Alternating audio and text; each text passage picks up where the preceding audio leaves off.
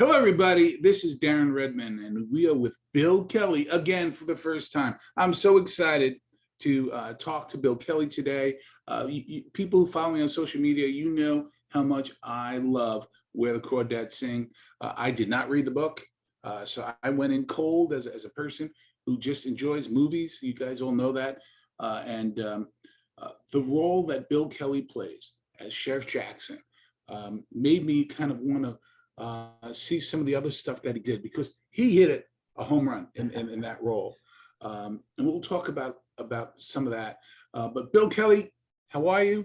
And I'm so happy and honored to have you on the Again for the First Time podcast. Thank you, Darren. God, we've been trying to set this up for a while. Yes, It's social media is a great thing. Sometimes it's a Yes. horrible thing. A lot of times it's a horrible thing, but it enables you to connect with people who are, in the podcast industry, who love films. Yes. I love podcasts. I listen to them quite a bit. Oh, yes. And there's pretty much a podcast for everybody out there. And so it's great, to find people who just love to share their passion. So I appreciate you having me on. Well, I appreciate that so much. And let's jump into this. Did you have any idea? Because to me, it's sort of a double-edged sword. A wonderful book, as I learned later, but it's like sort of with the MCU universe. People have these preconceptions in their mind about what that book is, what that comic book character would be like on the big screen. So you're going to have some people that are going to hate anything that you do. But did you have any idea how much this movie would be loved as it was, and your role in it we'll talk about? But are you surprised that it was as big as it's been?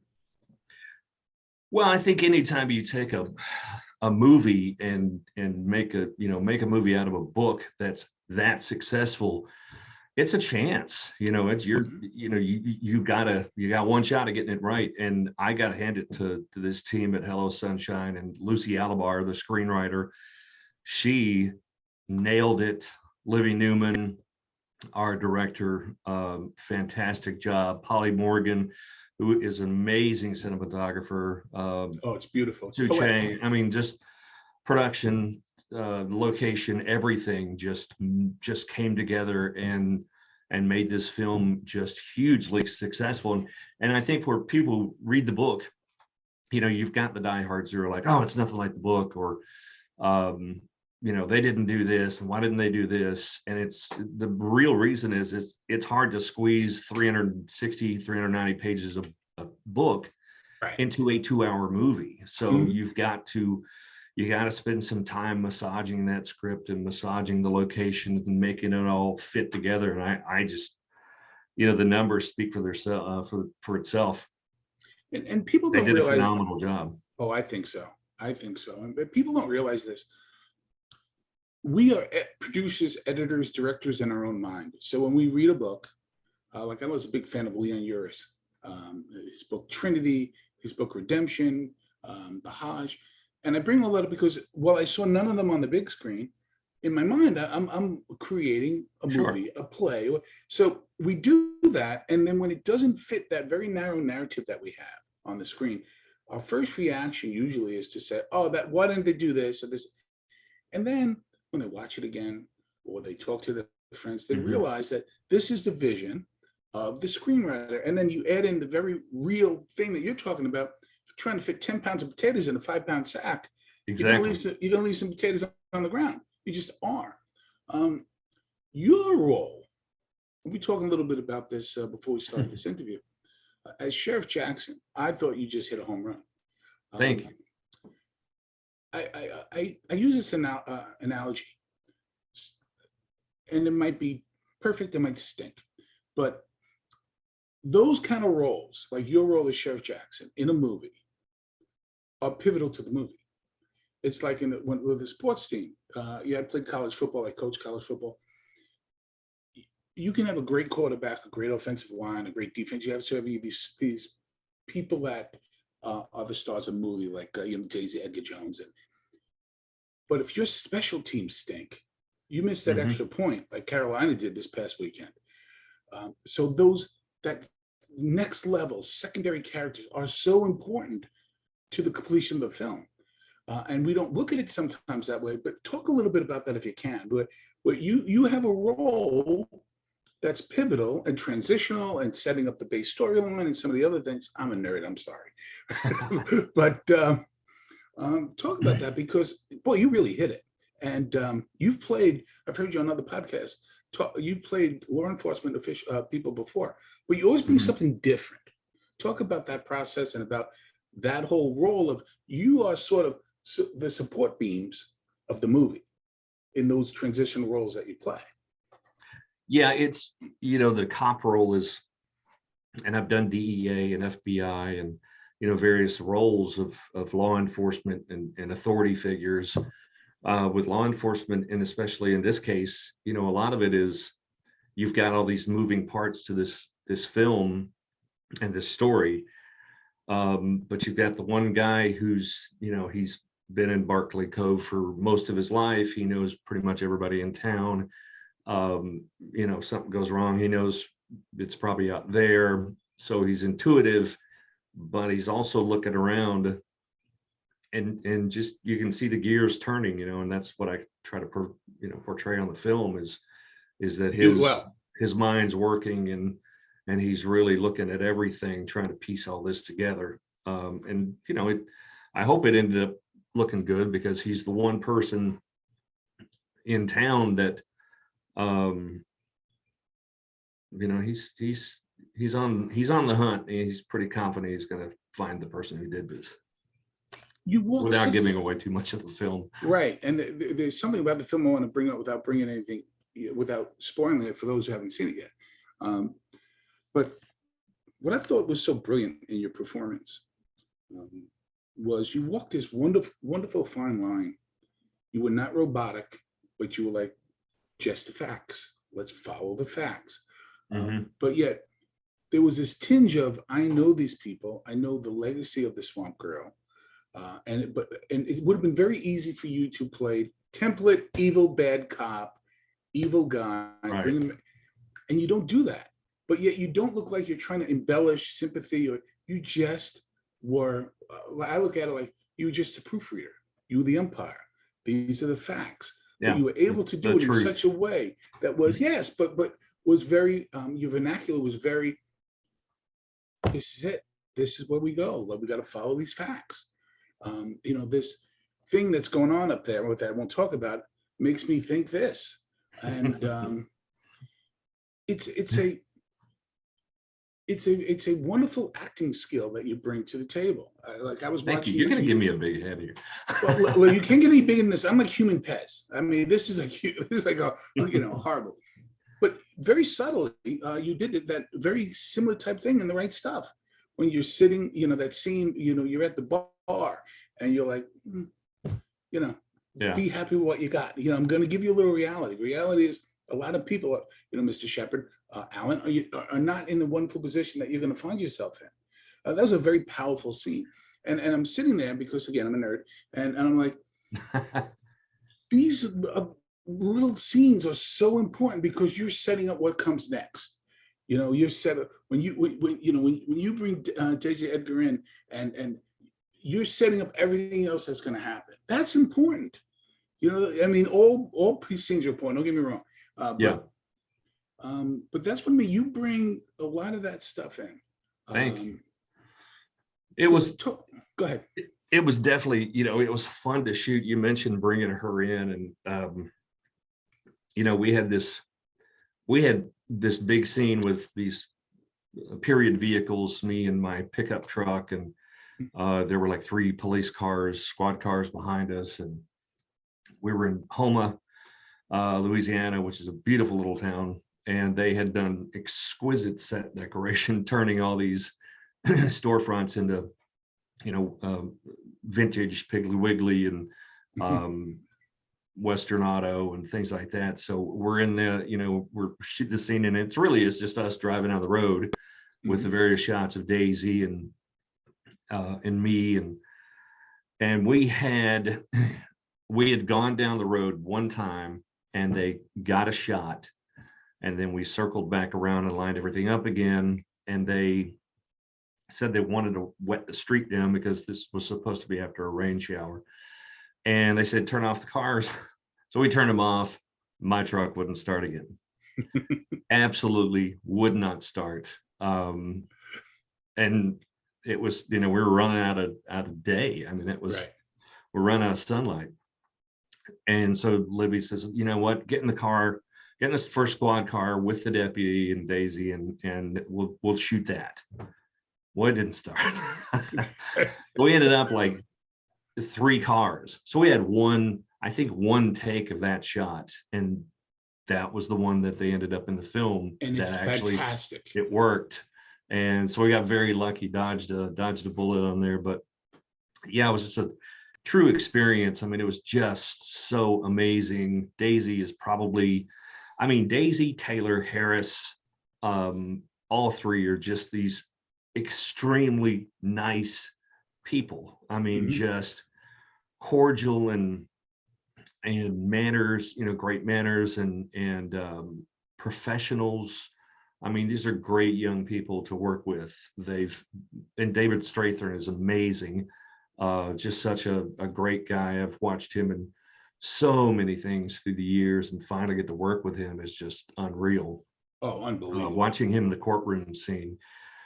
If you watched from my perspective, I almost forgot my lines numerous times because I'm just so caught up in what he's doing. Well, and anybody that could play God, as he did in a former movie, was wonderful to watch. And yeah, all that cast, Eric Layton, who played the prosecuting attorney, and David, and just all unbelievably nice. The crew, great people to work with, fantastic. I could just sit here and just go on and on about how great it was to work. And Hello Sunshine, fantastic group.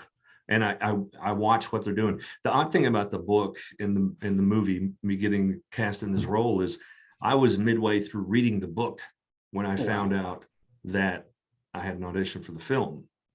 And then I found out I got the part just as I was starting the last chapter of the book.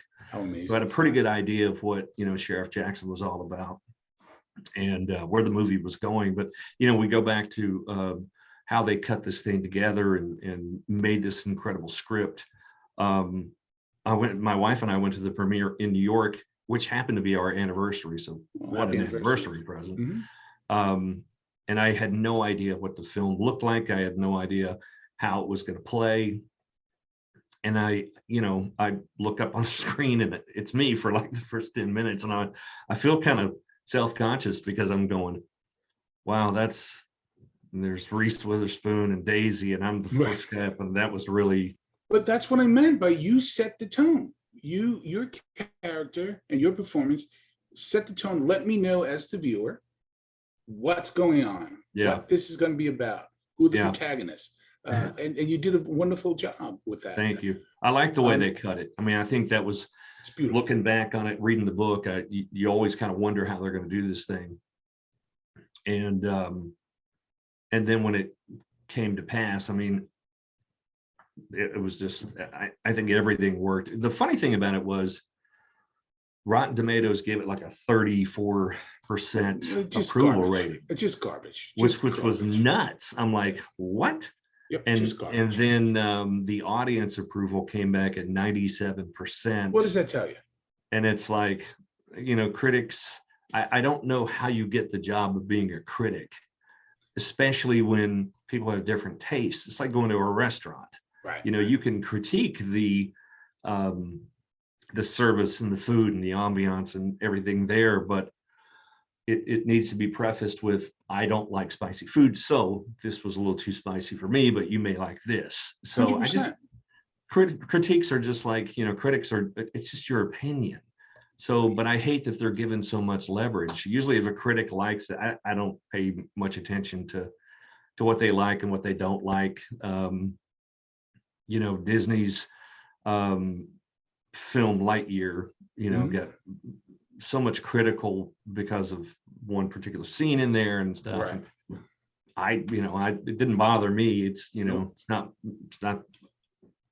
I thought it was a good film. I just enjoyed it. Well, exactly. And there are some critics, and I know some of them, but I don't, especially nowadays with social media. I mean, we all Yeah. have the ability to see and to talk and to have conversation about. And I don't know what's in the mind of some of these people. And I want, maybe I do, Mhm. and I keep it to myself. But clickbait. But did I say that out loud? But yeah, when you have, and by the way, I'll go back to what we first talked about. You got a 98% from a large audience that read the book and have this thought process in the mind about what, and you still blew it out of the water. Yeah, That 38% is absolutely ridiculous. It's it like you see these movies that win the Academy Award. I'm sorry to keep talking. That win the Academy Award for Best Actor, Best Actress. And you're like, who made this film? I never heard of it. yeah, Yeah. and that's a lot of the, the choosing and stuff. I like the film is up for nominated for an award for the People's Choice Mhm. for drama. I think it is drama film, and to me that's the real proof is, you know, judge the film on who's in it, judge the film on the acting and stuff, but go see the film first before you jump on social media and try to influence others to not see it or see it. Or I like the solid, we all like the good reviews. We don't like the Of ones that say course. don't go see it. Of um course. but it's I think we live in a society where there's not enough truth out there, and people want to just jump up and judge before they know anything about particular car or whatever it is they got an opinion about. Yeah, I listen. I don't talk politics, but I will say this. Unfortunately, I see a lot of people espousing truth that's just opinion. And Yeah, you know what? It would be accepted. Just say it's your opinion. It's yeah, that simple. You don't yeah. lose. You don't lose the moral high ground by saying it's my opinion. It's like two things I'm talking about with the movie before we move on to some other stuff. One, Daisy Edgar Jones, I think, and Danielle Deadwyler, if you've seen the movie Till, I think are far and away the two best performances, and they should be up for Oscars. Now, I don't know if that's Yeah. going to happen because these are sort of inside baseball movies and productions, and they don't have the money and financing that some of the others do. And I don't know if you saw Till, unbelievable movie. Haven't seen it yet. It will disturb you. Yeah, it's that's one of the stories that Women of the Movement was a limited series that a friend of mine, Chris Coy, played. He and I worked together in Trial by Fire, and he played one of the killers. I can't remember the guy's name, but he's the bald, mostly bald, but had the side.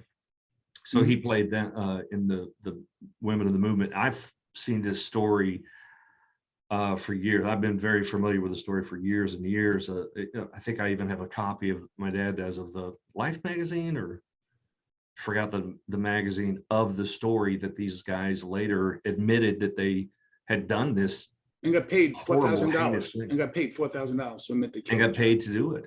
Yep. And it's things like that everybody needs to see or know that story. Mhm. Everybody needs to see that film, because it is, and there's people that, a lot of younger people today, they don't know the history of the states, and the bad and the good. They shut it out. They don't And what's well,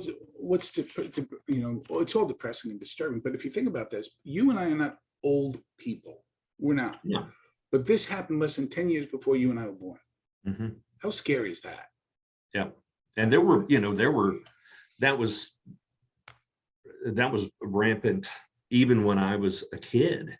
Right. You saw a lot of racism and stuff, and it was, I always thought it was ugly then. I think it's ugly now. It's 100%. despicable that our country went through a lot of that stuff. Oh, yeah. Oh, Uh, absolutely. you know, And the, and there were laws protecting it, which is just mind blowing. yeah, Jim Crow laws were just Oh, yeah. unreal. One other question I have about the movie, and this is what I kind of talked about a little bit before without giving anything away.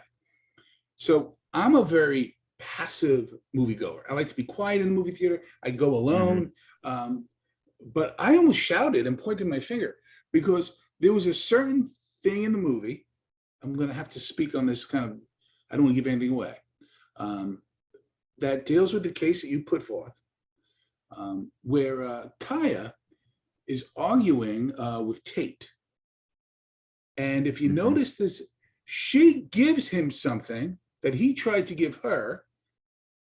That piece is very important later on in the movie. Very important later on. And it's funny because I love that was there, because it made your mind spin. Wait a minute, was this person, was he maybe involved? You know, that kind of thing. So yeah. Was that there purposely? I mean, oh, I'm sure it was. You know, there are a lot of great little nuggets in this film, and I encourage people, go see it again, because it's one of those things where you pick up new stuff every time you go see it. You're like, you know, I didn't notice it the first time around. But it's amazing to me how, you know, going back to the book, Delia Owens did an amazing job on this novel. I mean, it's sold, I don't even know what the count is now. It's over 117 million, you know, copies of this book. But when we're in the theater in New York for the premiere, you could hear people in the crowd who had not read the book, who didn't know the film, who hadn't read the script, who are gasping at certain things. And then the ending was like, oh my, what? You know, it was one of those things where it really is a jaw-dropping moment of that film, and people just are blown away. And then there's a few that don't quite get it, and they're like, okay, does that mean, you know, still message me and go, is that? And I'm like, I'll go see it again. See it again and see what you think. Yeah, so, go ahead. I was going to say, before I forget, because it's one of those questions I want to ask you, and at 2:00 in the afternoon, I'm going to forget. You've worked with some amazing people, but recently for The Banker, you worked with Captain America. What was that like? The new Captain America. You know, actually, this is the second time I've worked with him. He and I did Pain and Gain. This is like my first film. I think it's probably my first, maybe my second professional thing I've done. I did Burn Notice, and then I did this film. And so Anthony Mackie and I had been sitting in the scene. There's a neighborhood watch scene where I'm playing one of the neighbors, and you know, my first film, and I'm with Anthony Mackie and Dwayne Johnson and Mark Wahlberg and director Michael Bay, and totally. You with A Company. Oh yeah, that was like, yeah, you know, my and then I've gotten to work with Dwayne again in Ballers, and then I got to work with Anthony. But Anthony he's an amazing actor. He's an amazing person, just a really, really humble, nice guy who really makes you feel like you're part of the team, and always cordial to people, always willing to give more and support, you know, the lower actors who are trying to, because he's been there. He knows it's a struggle for everybody. You know, these people didn't start out at the top. No. You know, they started out just like where I started out my career. And I want to talk a little bit about that in a second, but before I get moving, and then I want to talk about your role in the Wonder Years as well, which will kind of spin into the narrative that I want to talk about. But you're born in Kentucky, and if you can talk a little bit about as being a child in Kentucky. And I bring all that up because I'm a big, as you can probably tell, I love American fiction, and I like sort of that, I mentioned Leon Uris earlier, that sort of fiction based upon reality. And I see you, I know they're going to reboot Justified, and they're doing that now. And I could see you just assimilating into a role on that so quickly. So my couple of questions are, what was it like growing up in Kentucky? And when you see something like Justified, and with 7 seasons, did very well in its first run, now it's going to do another run. People don't realize that American narrative is still alive and well. You know, sure, it is. I mean, there's, you know, the world's a much different place, and I think now you're looking at Americana. You're looking at things and the way things used to be, and tried to settle the world down a little bit, and Justified a bit. I've been told a few times that you need to get on Justified. And I'm like, I wish I had that power. Right. Um, it's like, you should try this, and people don't realize it's totally different. I don't get to pick my roles. Right. It doesn't work that way. It doesn't work that way. But growing up in Kentucky, it was great. We it was in the late 60s, early 70s, 80s. So when I was a kid, you had 3 channels on television. Your dad was on the roof trying to make the antenna pick up the best 2, and you kind of had that third fuzzy one. You didn't have AC in a lot of homes. You had windows open all the time. You had fresh air moving, and pretty much, if you weren't doing your homework or your chores, you were kicked out of the house. And it's go play, and here's your bike, go play. And I don't see enough kids out playing, but we had dirt clod fights and corn cob fights, and we hunted crawdads. They were pretty abundant, where I live. We went frog gigging, and fried frog legs, grilled frog legs and stuff. And we did kid stuff. We took off on a Saturday morning after cartoons, of course. Yes. We would eat cereal reading the back of the cereal box, because you didn't have a TV in the kitchen. You certainly didn't have anything to read. No. So you looked at the back of the cereal box. Yep. And anybody our age looks at that and goes, oh, yeah. And music, you had radio, you had a transistor radio. You would put it under your pillow late at night. You'd hear all these great radio stations coming in from Chicago and New York and LA and Tijuana, clear channels, these AM radio stations. And sports was big. You had your favorite team. Mine was the Cincinnati Reds back in the heyday of the Big Red Machine with Pete Rose and Johnny Bench and just all these great people. And you had people that acted like civilized with manners and respect, and respecting your elders, and yes ma'am, no ma'am, and absolutely, talks over the dinner table. Nobody held a phone. You knew somebody.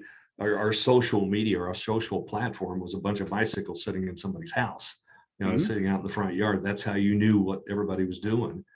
So it was, it was a normal life. I grew up in a small town, Richmond, Kentucky, home of Eastern Kentucky University. Pretty much stayed there until I, got work and moved out and never looked back. My parents and I were close my entire life. My mom passed in 2020, and my dad, he's almost 86 years old in just a few days. And happy birthday, Dad. And it's going and seeing him, and I keep up with people in school, and I'm pretty much just a normal guy who worked his butt off to get here, and just have a pretty normal life.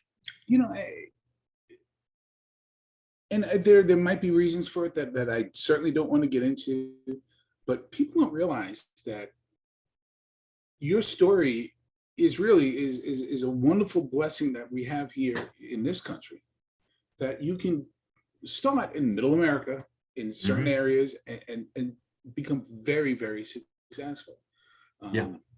It's interesting because I was listening to you talk about growing up there, and the image that popped into my mind was the movie October Sky. I love that movie. Isn't it a great movie? And again, that's the kind of stuff we talk about, that sort of narrative of America, and oddly enough, that's where my dad is from. Oh, wow. It's right outside of where the Rocket Boys were all talking about. I grew up. He knew, forgot Jake Gyllenhaal's character, his brother. He knew his brother in real life. But yeah, it is. That's a lot of what it is. And looking at October Sky, my grandfather was a coal miner in Jolo, West Virginia, which is right outside of, Welch and all the little towns he was talking about. Lived the life of coal miner. You had asbestos shingles on the side of the house, which who knew back then? Right. But you had, it was tough. Times were tough. Life was tough up there, and it wasn't that bad in Kentucky where we were. But that's a great October Sky is pretty much a lot of my relatives. That's where they grew up. So you had, still do, quite a career in radio. Mm-hmm. And, there's, first of all, before I forget, born on July 4th. So you're a Yankee Doodle dandy, Yeah. which is kind of great. Which So is, nobody knows what that means anymore. well, you and I do. Yeah. And by the way, people don't realize James Cagney wins the Academy Award for a movie not about being a mobster. Not about being a mobster. Yeah, being a song and dance man. So song and people don't dance, realize that. We were talking a little bit before we went on to record this. The power of radio. Mm-hmm. And I don't think that's ever going to go away. I think that it's built into the DNA of who we are. Because if I'm like you kind of mentioned when we were talking previous, music is a ability to go back in time or to think about going forward in time. Yep. And I would say even your voice or anybody's voice, you hear that. For me, you mentioned transistor radio when my parents went through their divorce, and they would argue. And I had a little Superman radio, and I would put on 77 WABC and listen to top 40 hits, and then I would switch it over to CBS and listen to news all night, or I listen to the games on the radio. I still listen to ball games on the radio for that reason. Yeah. If you talk a little bit about the power of radio and just in American culture. Yeah, it's, I started out in 1981. I took a broadcasting class when I was in college. I started out as an architect major, and then I just went, this is not for me. And a year and a half after, or a year after I started, I switched to broadcasting, and I was in the same class with Sam Champion, who is the Good Morning America and the Weather Channel meteorologist. Oh yeah. Went on to do great stuff in his career, and he was, he was kind of the poster boy. We all wanted to be like Sam because he was really talented way back then, and you just knew he was going to do great. But and I got a job in a small AM radio station in my hometown, and that's kind of where it all started. We were a daytime radio station, meaning that we went on the air when the sun came up, and we went off the air at sunset. FCC set all those, regulations, and it was. It was eye-opening. My first experience on the air, I dropped the F-bomb, and nobody called. nobody really was listening to, You said that's good. That's good and bad. Yeah, it's good and bad. Yeah.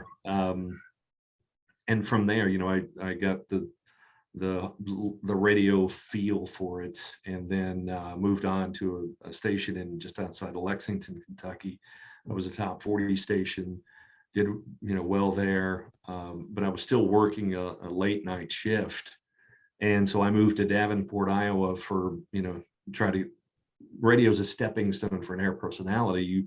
You try to get to bigger markets all the time. It's like a chess game, and or a checkers game. And I decided that Iowa was way too cold. I stayed there for like 3 months. Went back to Kentucky. Went back to the station I started at. And then in 1986, I went south to Tallahassee, and small jump in a small market in Georgia, but came to Tallahassee in 1986, and I am still at the same radio station. That's great. All these years, and acting is great. It's it's not a full-time job for me right now. I still work in radio. I work for iHeartRadio in Tallahassee. I still love it. I still love coming to work every day. I'm now off the air. I got off the air in 2000 and went into radio sales. So now it's looking at, selling advertising and helping people grow their business and telling them how they can do it. And, but yeah, the career in radio has just made me love music as a whole. It's an emotional connection because you can remember where you were when you heard the news of the Kennedy assassination, if you're back then, or the shuttle, or 9/11, or John Lennon, musical moments in history. I mean, we just lost Jerry Lee Lewis. Yes. And that was pretty tragic. You know, all these Oh yeah. all these great songs that he came out with, and a lot of artists that died way too young, but their music It doesn't. It's immortal. doesn't die. You know, it doesn't die with them. Kurt Cobain, Yep. you know, a lot of these great artists that have passed away, their music is going to live on forever. And we just got to keep, I think we need, you know, as a society, we need to keep educating people on the past. Oh, 100%. Music, especially because people don't understand. There's a lot of songs out there that people hear and they just don't know the history of that song. Or and I read you a meme earlier that I forgot what it says, but I'm going to read it because it's really good. It says, when you're happy, you enjoy the music, but when you're sad, you understand the lyrics. Yeah. And It's that's very true. You have a favorite song when you meet somebody and you want to hear sad music because it reminds you of that person when they're no longer in your life. And yeah, there's joyous occasions when you get married in the first day. I DJ'd a lot of weddings, and there's even a series of songs called the 200 most requested DJ tunes. Right. And most of them they're songs that if I never hear again because I've played them so much, I'll be I'm happy. sure. Macarena is at probably the top top one of that one. Oh, I am absolutely sure. And as somebody who was a bouncer in clubs for 12 years in New York City, there's some songs that if I ever go into a nightclub or a bar, or this or that, I'm like, please don't play that again. You know, just the bar don't, people. Please. I worked the club, and the people who work in the bar, they're like, oh, we hear the same songs over and over. And I'm like, the people who come here don't hear the same songs over and over. That's so right. You're not the audience, so shut Correct. up. Exactly. You're getting paid to be here. Just you know, do your business. And I think the music, you know, now you have streaming radio, iHeart app where you can stream your favorite radio stations all over the world. You can make your own podcasts. Podcasts are huge right now. I think iHeart has over 250,000 different podcasts. And podcasts are one of those things, it's kind of like talk radio. You're engaged when you're listening. And people are like, you know, through time, people have said, well, you know, 8-track, it's going to be the end of radio. No. I don't know how many people even know what 8-track is anymore. I still have one up there. 8-track's going to end radio. Okay, well, cassettes are going to end radio. Music, you know, CDs are going to end radio, and now digital's going to end radio. And it's just it doesn't work that way. No, it doesn't. You listen to the radio to find the songs you like, then you put them in your collection. No, it's That's true. how we get our collection of favorite songs. We hear them on the radio. And one, you know, I could go on and on about the power of music and stuff, but you know, radio's there when you want to engage, and your music collection's there when you want to disengage and absolutely. And not have to worry about the problems of the world. And before I let you go, because I could talk all day, I looked at the clock. Wow, I know you have something to do, and I have something I got to do. I want to say this about radio. You, Bill Kelly, and anybody who does what you did in radio, and as somebody who sold media advertising for years, we could talk offline about that. You know, the demographics and why it's so powerful to be part of that. You've been witness virtually to marriages, deaths, divorce, losing jobs, first time you kissed a girl, you know, all that stuff. I can tell you, radio has been part of that, because to your point, you put on that song, or I had a bad day at work. I'm just decompressing in a car right now. You know, I hope there's a good song on. I hope they're engaging me on some sort of conversation that I want to hear.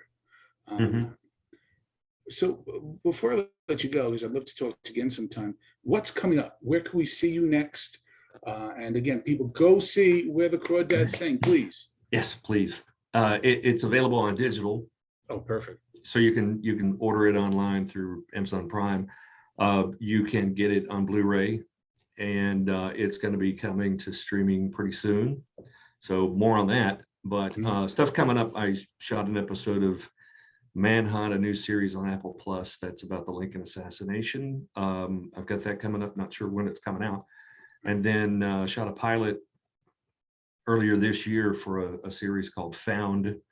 That is, they got picked up by NBC. So nice. I'm hopefully going to be shooting some more episodes of that. And then last year, I was in season 1 of The Wonder Years, 3 episodes there as Coach Wright. Yeah. And haven't heard anything yet, but hoping to come back in the future and do more of that show. That was just what a great family, of great characters. And thank you for bringing that up, because I would have been angry at myself looking at notes because I looked at time. But talk about that very briefly, because again, very important. Because, and again, you have another layer. That was extremely successful television show the first time, and has a different spin now. But it's a timepiece, but it's fiction, but yet it feels very real and very truthful, because it is. How do you prepare for a role like that? I think everybody in this series, it doesn't beat you over the head with what's wrong with the world of 1969. I think most people are pretty knowledgeable about what was going on in that era with Vietnam and civil rights, and it just shows the points. It shows the life of a middle class African American family in 1969 who goes about life and teaches lessons and just has normal everyday stuff going on with school. And then every once in a while you see that the ugliness of racism or something like that that'll rear its head, Vietnam War. And so it's not beating you over the head with the problems. It tells you the stories of just a great family and how these amazing characters, these amazing parents raise their kids. Right. And I gotta take just a moment to talk about E.J. Williams, who plays Dean in the show. What an amazing young man. He and his little brother CJ these are great kids. They're very respectful. Their dad and mom, they have raised those kids so right. They're smart. They are they've got a bunch of great lessons, life lessons. So follow EJ and on Instagram and Twitter and stuff, and just watch this kid develop, because he is going to be a force to be reckoned with, not only in acting but in the world. He's going to do some great things in his life. Speaking of that, Bill Kelly, I want to thank you for bringing joy to people's lives. Thank you. And at least a way of grounding people sometimes if they're having a bad day, you get lost in the roles that you do on the big screen and on the television and streaming now, and more to come, which is wonderful. I want to thank you so much for being my guest. Thank you for having me. You filled my cup big time today. Have a great day. You too. Appreciate it.